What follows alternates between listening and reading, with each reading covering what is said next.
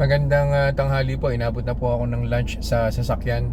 Kakaantay po rin sa anak ko. Pero wag po kayo mag-alala, hindi po ako nagdadrive. Nakapark po yung sasakyan ngayon.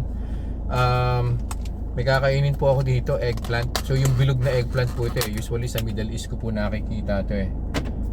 Ito po yung itsura niya. So niluto po ito nung pamangkin ni Mrs. Actually tanim po niya to eh. Sa backyard po nila, no? Niluto po siya, nilagyan lang po siya ng egg, tapos salt and pepper. Tapos siya na po, okay na po siya. Kumuha na po ako ng baseline blood sugar, 115 po. Of course, kinuha ko po yan via the Otay CGM. So kainin ko po to. Tapos babalik po ako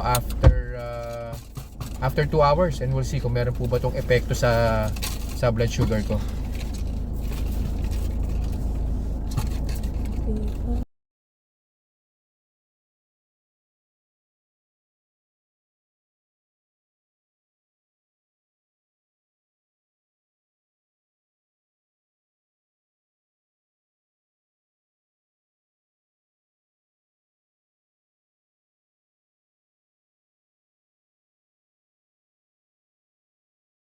Reminders lang po, wag pong mag-aanli. Always eat in moderation.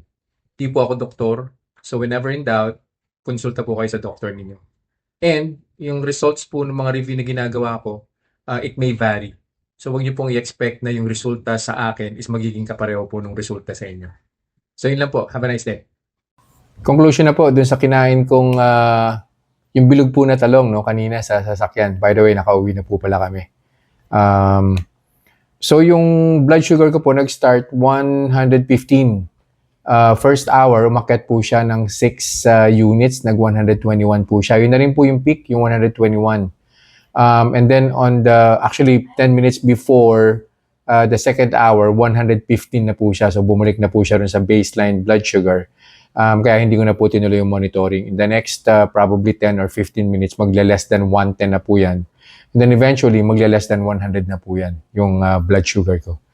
Kabisado ko na po yung galawan ng blood sugar ko. It's because I think 4 months na po yata akong gumagamit ng Otay CGM. So, ang conclusion po natin, though meron pong carbohydrate si eggplant or si talong, sobrang minimal naman po niya. And yun nga po, wag nyo lang pong gagawing unli ang pagkain ng talong. No? In moderation pa rin po dapat. At saka, hanggat maaari, samahan nyo po siya ng high protein at saka yung medyo may konting fats na pagkain para balancing-balanse po siya. Huwag nyo lang pong sasamahan ng kanin. Yan. So yun lang po for this review. I'll see you guys in the next vlog. Bye-bye.